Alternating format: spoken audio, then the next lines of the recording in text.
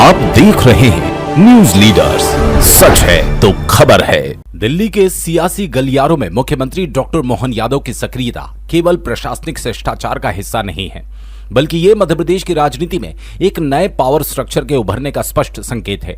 इस दौरे का मूल स्वर भले ही विकास योजनाओं का क्रियान्वयन और केंद्रीय मंत्रियों से तालमेल बैठाना रहा हो, लेकिन इसकी अंतर्धारा पूरी तरह से राजनीतिक है।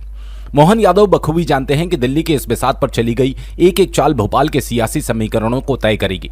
सांसदों के साथ 1-to-1 संवाद केवल विकास की समीक्षा नहीं थी, बल्कि ये उन वरिष्ठ नेताओं को भरोसे में लेने की कोशिश थी जो केंद्र और राज्य की राजनीति के बीच महत्वपूर्ण कड़ी है।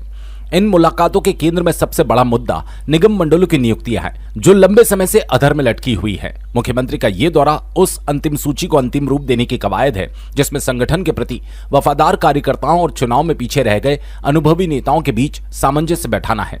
दिल्ली में केंद्रीय नेतृत्व के साथ इन नामों पर चर्चा कर मुख्यमंत्री सुनिश्चित करना चाहते हैं कि जब नियुक्तियों का पिटारा खोले तो प्रदेश में असंतोष की कोई लहर न उठे और शक्ति का संतुलन पूरी तरह केंद्रीय आलाकमान की छत्रछाया में बना रहे। सियासी नजरिए से देखा जाए तो मुख्यमंत्री ने दिल्ली में अपनी उपस्थिति दर्ज कराकर संदेश दिया कि वे अपने सांसदों और मंत्रियों की राय को तवज्जो देने में भी संजीदा है। ये मुलाकातें दरअसल उस सियासी स्क्रिप्ट का हिस्सा है, जहां आने वाले दिनों में जब निगम मंडलों में नई नियुक्तियों की घोषणा होगी तो उसमें दिल्ली के इस मंथन का अक्स साफ दिखाई देगा, चाहे वो जातिगत समीकरणों को साधने की बात हो या फिर आगामी चुनाव के लिए नई पीढ़ी को तैयार करने की रणनीति। कुल मिलाकर मोहन यादव का यह दिल्ली दौरा मध्य प्रदेश की राजनीति में एक नए अध्याय की प्रस्तावना है, जहां विकास के बहाने संगठन को नई ऊर्जा देने की तैयारी की गई। देखिए न्यूज लीडर्स की सियासी पड़ताल।